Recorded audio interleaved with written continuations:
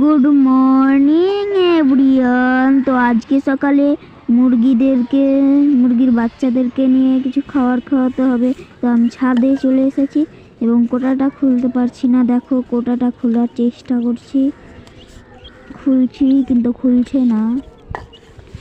এবং ফাইনালি পায়ে ধরে ধরে খুলে দিলাম। খুলে দিয়ে এবার চালগুলো দিয়ে দিব। দিয়ে দিয়েছি। চালগুলো খাওয়ার পর দেখো কোটাটা লাগিয়ে নিলাম। লাগিয়ে নেওয়ার পর গ্লাস থেকে পানিটা ঢেলে ওখানে রাখলাম। এবং